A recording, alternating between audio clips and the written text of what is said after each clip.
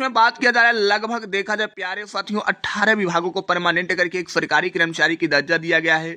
आखिरकार अब सवाल उठ रहा है कि कौन कौन विभाग परमानेंट हुए, किस आधार पर परमानेंट हुए। तो मैं ले चलता हूं, डाटा दिखाता हूं, तब आप लोग मेरी बातों पर यकीन करेंगे कि वाकई में सर आपने जो जानकारी बताया बिल्कुल सेम बताया। साथियों ये जानकारी इतना ऑथेंटिक है ना, आप लोग इस जानकारी को बिल्कुल भी मिस ना कीजिएगा। साथ ही साथ आप सभी का नियमितीकरण जो आज कराई गई है, उस नियमितीकरण की आज लिस्ट भी आ चुकी है। आप लोग देखेंगे ना, वाकई में गदगद हो जाएंगे और आपसे कोई यकीन नहीं होगी कि हमारा मानदेय इतना ज्यादा बढ़ गया है। और साथ ही साथ हमको क्या क्या फैसिलिटी मिलने वाला है और वेतन कितना मिलने वाला है और नियमितीकरण हो जाने के बाद आगे क्या क्या प्रोसेस करना है। बस आप लोग आज की वीडियो को देखते जाइए, सारी जानकारी आपको दिखाई जाएगी। मैं ले चलता हूं, दिखा देता हूं। साथियों जानकारी दिखाने और बताने से पहले आप सभी से मेरा छोटा रिक्वेस्ट रहेगा, इस चैनल पे न्यूज के तो चैनल को सब्सक्राइब कर लीजिएगा, वीडियो को लाइक कर लीजिएगा, बेल आइकन को प्रेस कर लीजिएगा। जैसे मैं ले चलता हूं जानकारी से आप सभी की यहां पे साफ से मुलाकात करवा देता हूं। मेरे प्यारे साथियों, आज उत्तर प्रदेश में योगी जी के कैबिनेट बैठक में टोटल देखा जाए उत्तर प्रदेश में 25 एजेंडे नहीं 15 एजेंडों पे मुहर लगाकर आप सभी को एक सरकारी कर्मचारी में तब्दील कराने की काम हमारी उत्तर प्रदेश सरकार की है। जैसे आप पे देखते हैं योगी जी के कैबिनेट बैठक में बात किया जा रहा है, मेरे प्यारे साथियों यहाँ पे देख सकते हैं कि 15 प्रस्तावों पे लगा मुहर।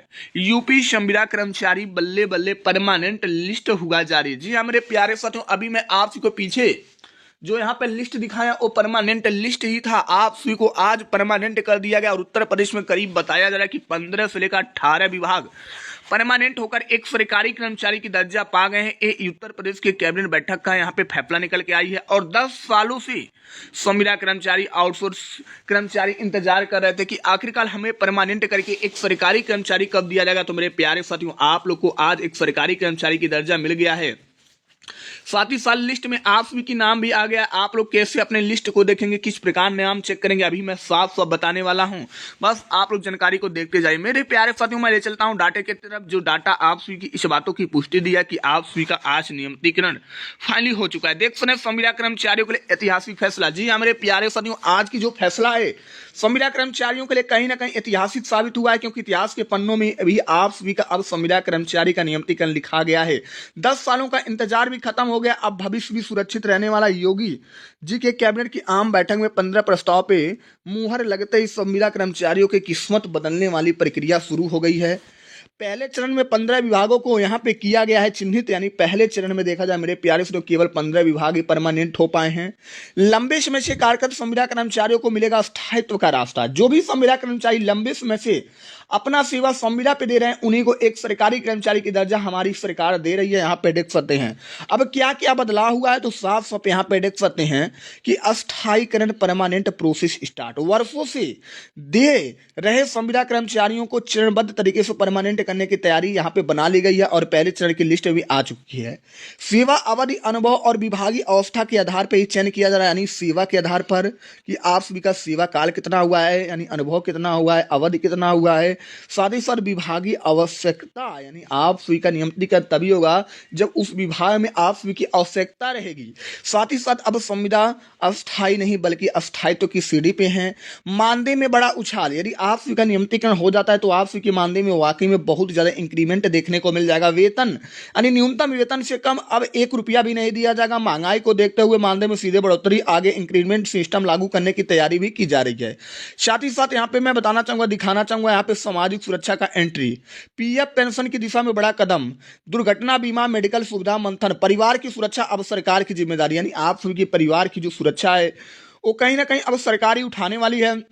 10 साल का संघर्ष आप सभी के लिए रंग ला दिया। जिन कर्मियों ने धूप, बरसात, चुनाव, आपदा, विभागीय दबाव सब झेला है, आज उनका नाम सूची में शामिल होने लगा है। मेरे प्यारे साथियों, यहाँ पर देख सकते कितनी बड़ी हेडलाइन यहाँ पे आप सभी के लिए लिखी गई है। लिस्ट में अपना नाम आप सभी को जरूर चेक करना है, यानी आप सभी संविदा कर्मचारी, आप लोग को विश्वास नहीं है कि नियमितीकरण हुआ है तो आप लोग लिस्ट में जाइए, अपना नाम चेक कर लीजिए।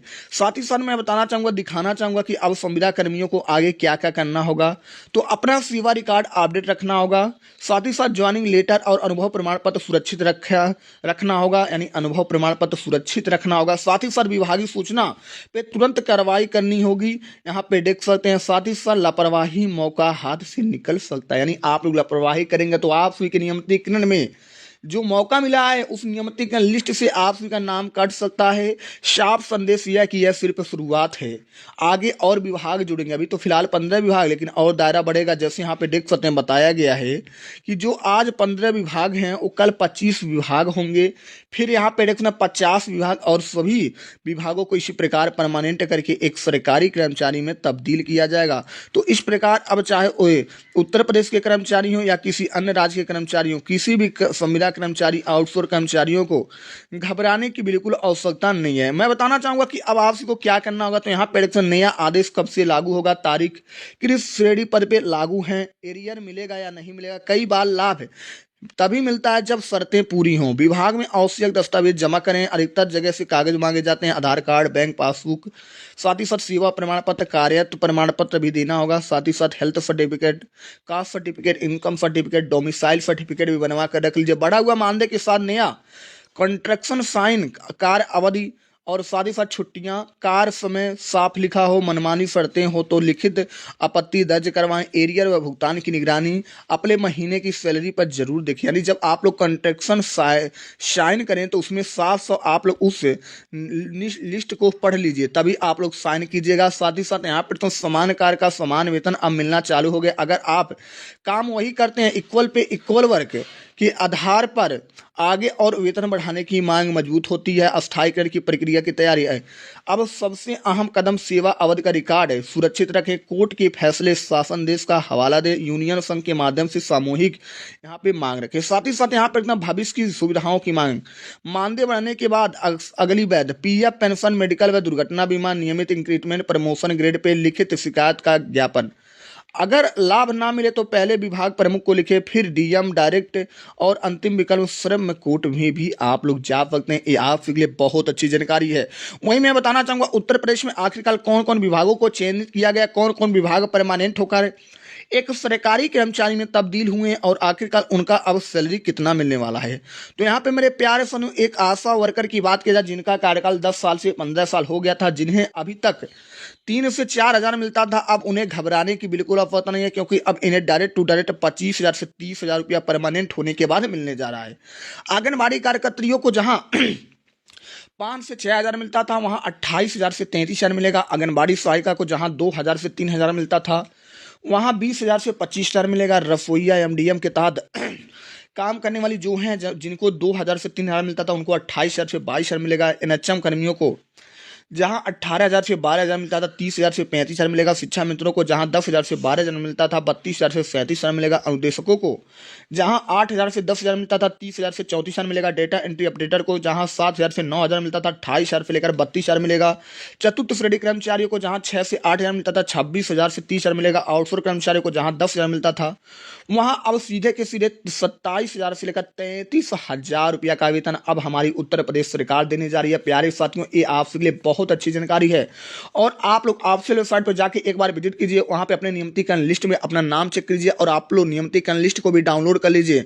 और आपको मैं बता देना चाहूंगा अपना नाम चेक करने का एक आसान तरीका, उसमें देखा जाए प्यारे से बहुत लाखों लोगों का नाम है, उसमें खोजना मुश्किल रहेगा, लेकिन वहां पे एक सर्च बार रहेगा।